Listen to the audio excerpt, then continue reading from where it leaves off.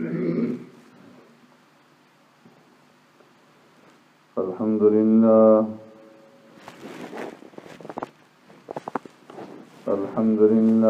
نحمده ونستعينه ونستغفره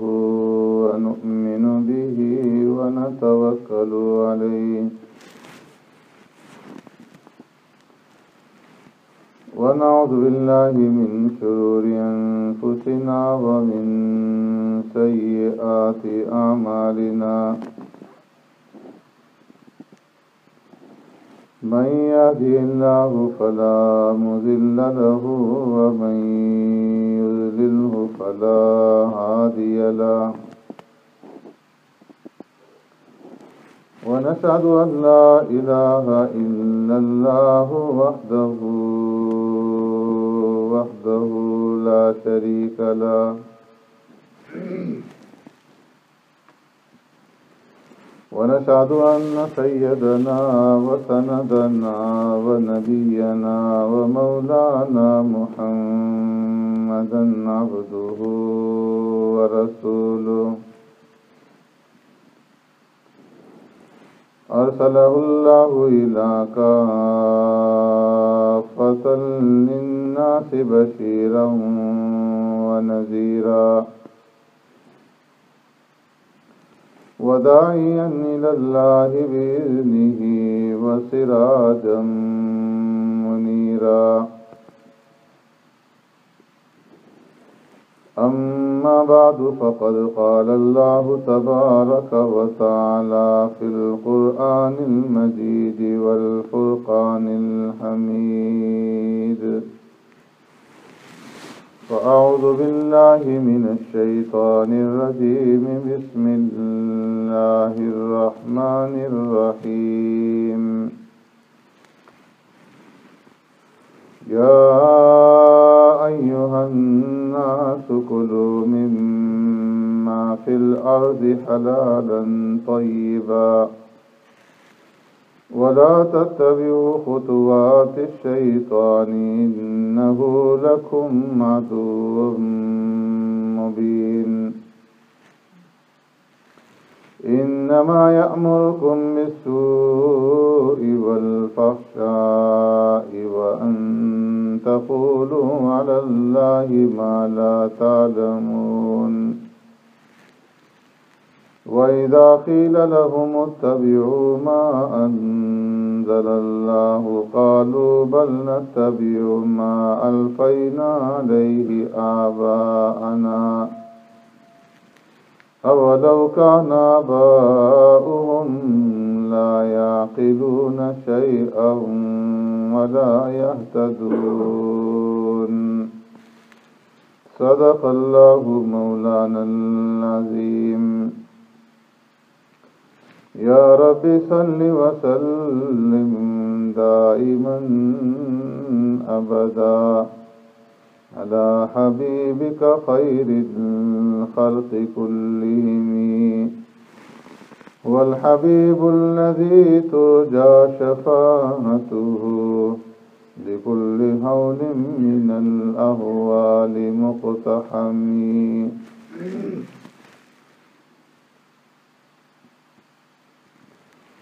يا أيها الناس كلوا مما في الأرض حلالا طيبا اے لوگو کھاؤ زمین کی حلال اور پاکیزہ چیزیں ولا تتبعوا خطوات الشیطان اور نہ تابعداری کرو شیطان کے قدموں کی إنه لكم عدو مبين بے شک وہ تمہارا کھلا ہوا دشمن ہے إنما يأمركم بالسوء والفحشاء بے شک وہ حکم دیتا ہے تمہیں برائی اور بے حیائی کا وأن تقولوا على الله ما لا تعلمون اور اس بات کا کہ کہو تم اللہ پر وہ باتیں جن کا تم علم نہیں رکھتے وَإِذَا قِيلَ لَهُمُ اتَّبِعُوا، اور جب کہا جاتا ہے ان سے کہ تابعداری کرو، ما انزل اللہ، اس کی جو اتارا اللہ تبارک و تعالی نے،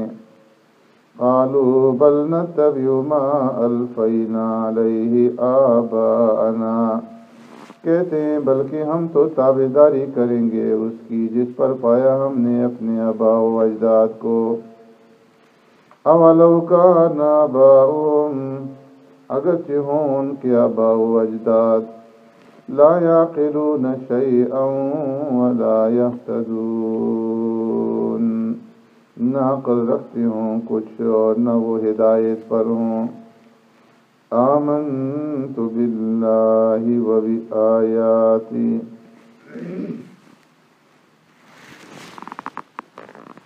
میرے محترم دوستوں، بزرگوں، بھائیوں،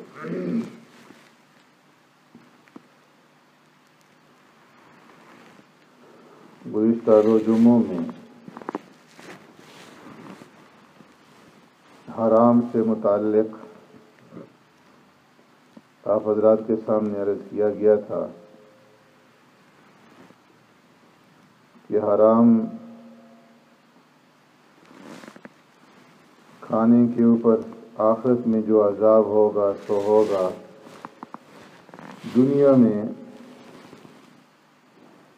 حرام کھانے کے اوپر انسان کس طرح کی وبال کے اندر مبتلا ہوتا ہے، اور پھر حرام کھانے کی کون کون سی شکلیں ہیں۔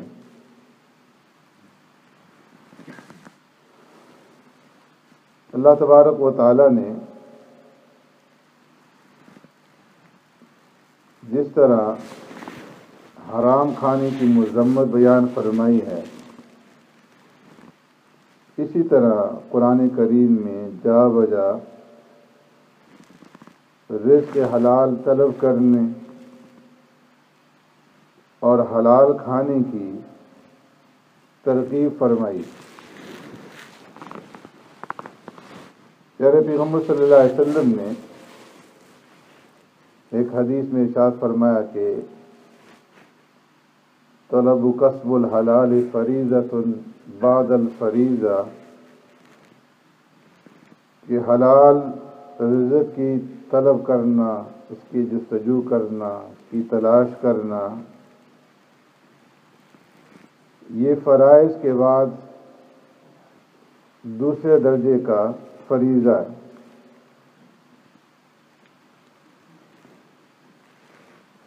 تمام محدثین نے معنی کے اعتبار سے اس حدیث کو صحیح قرار دیا ہے، اور اس حدیث مبارکہ میں پیارے پیغمبر صلی اللہ علیہ وسلم نے ایک بنیادی اصول بیان فرما دیا کہ جو انسان رزق حلال طلب کرتا ہے، تلاش کرتا ہے، اور اس کے لیے جو ذرائع وہ استعمال کرتا ہے، تو یہ بھی ایک فریضہ ہے۔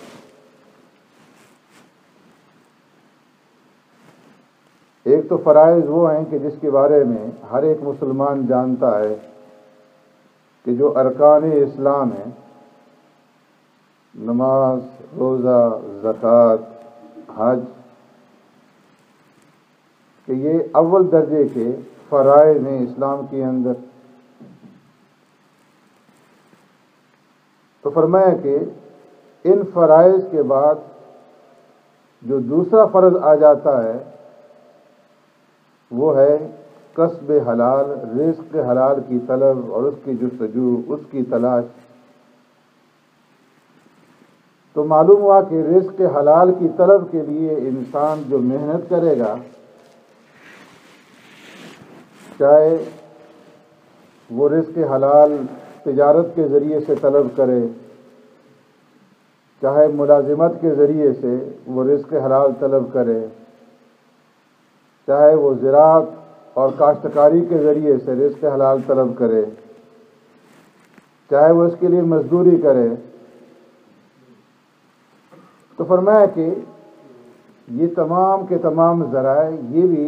دین ہی ہیں، دین کے اندر شامل ہیں. اس لیے کہ کسب معاش کے جتنے بھی ذرائع ہیں ان تمام ذرائع کو انبیاء علیہ الصلوۃ والسلام نے استعمال کیا ہے. اللہ تبارک و تعالی نے انبیاء علیہ الصلوۃ والسلام کو حکم دیا یا ایھا الرسل کلوا من الطیبات واعملوا صالحا. اے رسولو کلوا من الطیبات، طیب اور پاکیزہ چیزیں کھاؤ، واعملوا صالحا اور اعمال صالحہ اختیار کرو. تو اس لیے رزق حلال کے لیے انبیاء علیہ الصلوۃ والسلام نے مختلف ذرائع کو استعمال فرمایا. کسی نے بڑی کا ترخان کا کام کیا، کسی نے لوہار کا کام کیا، کسی نے زراعت اور کاشتکاری کا کام کیا، کسی نے غلہ بانی کی، بکریاں چرائیں. خود پیارے پیغمبر صلی اللہ علیہ وسلم نے یہ سارے کام کیے. آپ صلی اللہ علیہ وسلم نے مکہ کی پہاڑیوں کے اندر بکریاں بھی چرائیں،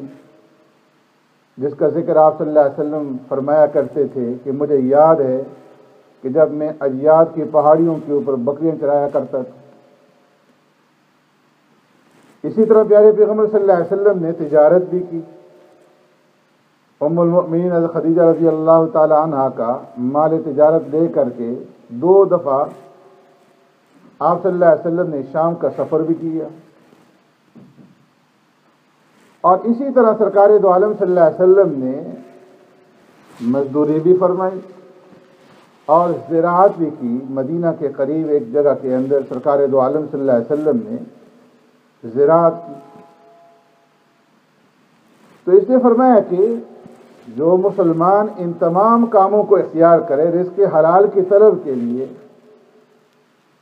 آپ صلی اللہ علیہ وسلم کی اتباع کی نیت سے اگر وہ کرے گا تو یہ دین ہے. اگر کوئی آدمی تجارت کرتا ہے اس نیت سے تجارت کرتا ہے کہ میرے نبی نے تجارت کی تھی اور میں آپ صلی اللہ علیہ وسلم کی اتباع میں تجارت کرتا ہوں، تو اس کا تجارت کرنا یہ دین ہوا. اگر کوئی آدمی زراعت کرتا ہے اس نیت سے کرے کہ میں اپنے نبی کی اتباع میں زراعت کر رہا ہوں،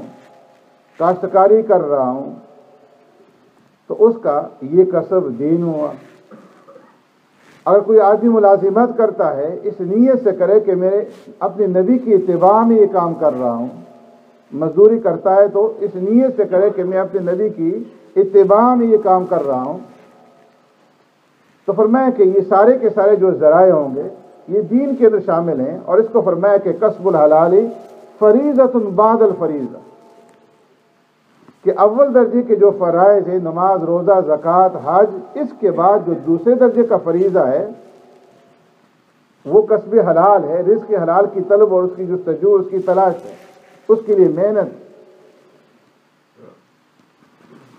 اور اس حدیث کے ذریعے سے اسلام نے رہبانیت کی جڑ بھی کاٹ دی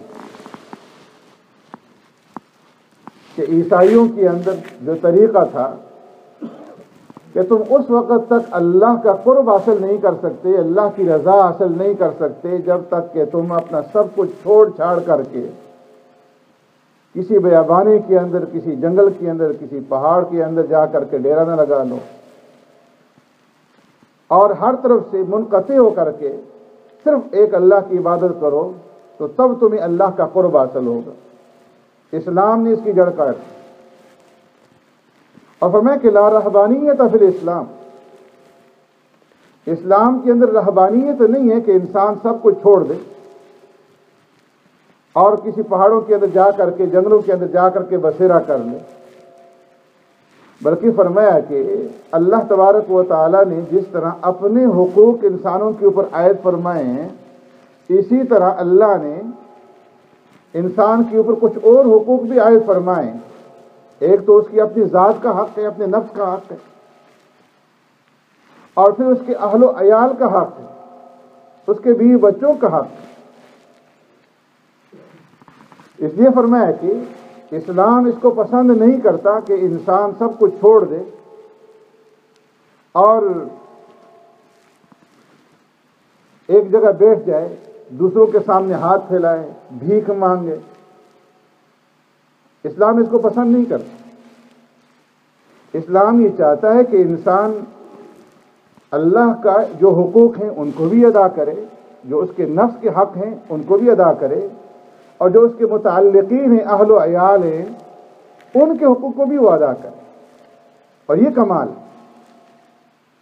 یہ کام تو آسان ہے کہ انسان سب کچھ چھوڑ دے اور کونے میں بیٹھ جائے، اور یہ مشکل ہے کہ انسان سارے حقوق ادا کرے اور پھر ساتھ اللہ کا حق بھی ادا کرے۔ تو اس لیے فرمایا کہ رزق کی حلال کی طلب کے لیے انسان محنت کرے اور ان ذرائع کو استعمال کرے کہ جو ذرائع شریعت کے اندر جائز ہیں۔ ایک تو یہ کہ انسان محنت کرتا ہے لیکن ذرائع وہ اختیار کرتا ہے کہ جن کی شریعت کے اندر اجازت نہیں ہے، تو اس کی جو وہ محنت ہے وہ رائیگاں ہو۔ ایسے ذرائع کو اختیار کرے کہ جن کی شریعت نے اجازت دی ہے اور پھر اس کے اندر محنت کرے گا، تو اللہ تبارک و تعالیٰ اس کی کمائی کے اندر برکت ڈالیں گے، چاہے اس کی کمائی تھوڑی ہی کیوں نہ ہو، لیکن اس کے اندر برکات ہوں گی، اور اس کی برکات کے جو اثرات ہیں وہ پھر ظاہر ہوں گے ہر چیز کے اندر۔ عبادت کے اندر بھی اس کے اثرات ظاہر ہوں گے، اور بیوی بچوں کے اندر بھی اس کے اثرات ظاہر ہوں گے۔ عبادت کرے گا تو اس کے اندر جی لگے گا، گناہ کی طرف اگر اٹھے گا قدم تو دل گھبرائے گا اور گناہ کی طرف قدم نہیں بڑھے گا۔ اولاد نیک اور صالح ہوگی، اس کے اندر اچھے اخلاق پیدا ہوں گے، اخلاق رذیلہ ان کے اندر پیدا نہیں ہوں۔ تو ہر چیز کے اندر اللہ تبارک و تعالی برکت ڈالنے ہیں۔ اور فرمایا کہ اگر کوئی انسان رزق حلال طلب کرنا چاہے تو کوئی مشکل نہیں ہے۔ کوئی انسان دیندار بننا چاہے تو دینداری اختیار کرنا، فرمایا یہ کوئی مشکل کام نہیں ہے، ہر ایک انسان کر سکتا ہے، ہر جگہ کر سکتا ہے۔ افغانستان کے ایک بادشاہ گزرے ہیں، امیر دوست محمد خان، ان کا ایک عبرتناک واقعہ ہے کہ ایک مرتبہ کسی نے افغانستان کے اوپر چڑھائی کی، ان کے زمانے کے اندر کسی دشمن نے حملہ کر دیا، تو انہوں نے اپنے بیٹے کو لشکر دے کر کے دشمن کے مقابلے میں بھیجا۔ گھر آئے بیوی سے کہا کہ میں نے اپنے بیٹے کو لشکر دے کر کے بھیجا ہے۔ انہوں نے کہا بہت اچھا کیا تم نے، اللہ تمہیں کامیابی دیں گے۔ دوسرے دن آئے، پریشان تھے۔ بیوی نے پوچھا وجہ کیا ہے پریشانی کی؟ کہا کہ جو ہمارا بیٹا تھا شہزادہ، وہ شکست کھا کر کے اور دشمن کے مقابلے میں بھاگ کھڑا ہوا ہے، اور دشمن ہمارے ملک کے اندر دوڑا چلا آتا ہے۔ بیوی نے کہا کہ میں یہ بات نہیں مانتی۔ اس نے کہا کہ سرکاری ایجنسیوں نے خبر دی ہے۔ تو بیوی نے کہا کہ سرکاری ایجنسیاں تمہاری جو ہیں وہ جھوٹی ہیں، ایسا نہیں ہو سکتا۔ اس نے کہا کہ تم گھر کے اندر بیٹھی ہوئی ہو اور اس بات کا انکار کر رہی ہو، جبکہ میرے ملک کے جو سرکاری ادارے ہیں اور سرکاری پرچہ نویس ہیں وہ سب اس کی اطلاع دے رہے ہیں۔ اس نے کہا سب غلط کہہ رہے ہیں۔ میں نے کہا اس سے کون اس کے ساتھ مغز ماری کرے، عورت ذات ہے، اپنی ایک بات سے اڑی ہوئی ہے۔ واپس چلے گئے۔ دوسرے دن آئے تو خوش آئے اور کہنے لگے کہ وہ جو خبر تھی وہ غلط تھی، اور ہمارا جو صاحبزادہ ہے، ہمارا شہزادہ، اس نے دشمن کے اوپر فتح پا لی ہے اور دشمن کو مار بگایا۔ اور پھر بیوی سے پوچھا کہ تم نے جو دعویٰ کیا تھا کہ وہ سب غلط کہہ رہے ہیں اور میں صحیح کہہ رہی ہوں، تم نے کس بنا پہ یہ دعویٰ کیا تھا؟ کیا تمہیں کوئی الہام ہوا تھا؟ اس نے کہا کہ میں کہاں اور الہام کہاں، میں تو شاہی محل کے اندر بیٹھی ہوئی ہوں، الہام تو یہ تو اللہ والے لوگوں کا کام ہے۔ اور میں جو ہے ہر قسم کی نعمتوں کے اندر ہوں، تو میرے اوپر کہاں سے الہام ہو؟ اس نے کہا پھر بھی بتاؤ۔ اس نے کہا اس کو رہنے دو، یہ ایک راز کی بات ہے، اور اس راز کو میں نے آج تک فاش نہیں کیا، تو تم بھی اس کے اوپر اصرار نہ کرو۔ لیکن خاوند نے اصرار کیا کہ یہ کون سا راز ہے کہ جو خاوند سے پوشیدہ ہے، تم مجھے ضرور بتاؤ کہ کیا اس کے اندر راز تھا، اور کس وجہ سے تم نے یہ دعویٰ کیا کہ ایسا نہیں ہو سکتا کہ ہمارا شہزادہ جو ہے وہ شکست کھا کر کے واپس آ جائے۔ تو اس نے کہا کہ راز یہ ہے کہ جب مجھے حمل ہوا تھا اور یہ بچہ میرے پیٹ میں آیا تھا، تو میں نے اللہ تبارک و تعالیٰ سے اس بات کا عہد کیا تھا کہ جب تک یہ بچہ میرے پیٹ کے اندر ہے، کوئی مشتبہ، کوئی حرام کا لقمہ میرے پیٹ کے اندر نہیں جائے۔ اور پھر اس عہد کو میں نے اس طرح سے پورا کیا کہ تمہاری جو تنخواہ آتی تھی اس سے بھی میں نے ایک پیسہ نہیں لیا، اپنے ہاتھوں سے میں ٹوپیاں سیتی تھی، اور ان کو بیچ کر کے جو کمائی حاصل ہوتی اس سے میں اپنا پیٹ بھرتی۔ اور جب یہ بچہ پیدا ہوا، اس کے بعد میں نے دودھ پلانے کے لیے اس بچے کو کسی اور کے سپرد نہیں کیا، بلکہ 2 سال تک میں نے اس کو خود دودھ پلایا،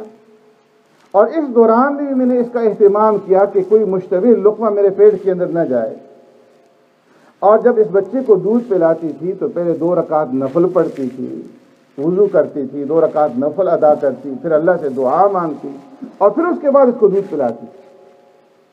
تو مجھے اس بات کا یقین تھا کہ میں نے اس کی رزق حلال سے پرورش کی ہے، اور رزق حلال سے جو خون پیدا ہوتا ہے وہ پاکیزہ خون پیدا ہوتا ہے، اس کے اندر رذیل صفات پیدا نہیں ہوتی۔ اور شکست کھا کر کے بھاگنا یہ رذالت ہے، یہ بد اخلاقی ہے۔ تو پاکیزہ دودھ سے، پاکیزہ خون سے یہ رذیل اخلاق کس طرح سے پیدا ہو سکتی؟ یہ تو ہو سکتا تھا اگر تم یہ کہتے کہ میرا بیٹا شہید ہو گیا تو میں مان لیتی، لیکن یہ کہنا کہ وہ شکست کھا کر کے آ رہا ہے، بھاگ رہا ہے، تو اس وجہ سے میں نے یہ دعویٰ کیا تھا کہ ایسا نہیں ہو سکتا۔ تو اس لیے فرمایا کہ انسان اگر رزق حلال کا اہتمام کرے گا تو اولاد کے اندر بھی نیکی پیدا ہوگی، صالح بنے گی، اور اچھے اخلاق جو ہے اولاد کے اندر پیدا ہوں گے، عبادات کے اندر انسان کا دل لگے گا، اور تھوڑے کے اندر اللہ تبارک و تعالیٰ برکت ڈالیں گے۔ اور اگر حرام کا رزق ہوگا تو چاہے وہ کتنا ہی زیادہ کیوں نہ ہو، بینک بیلنس کے اندر کتنا ہی اضافہ کیوں نہ ہو جائے، لیکن اس کے اندر برکت نہیں ہوگی، اس کے اندر سکون نہیں ہوگا۔ سبحانک اللہم و بحمدک، نشہد ان لا الہ الا انت،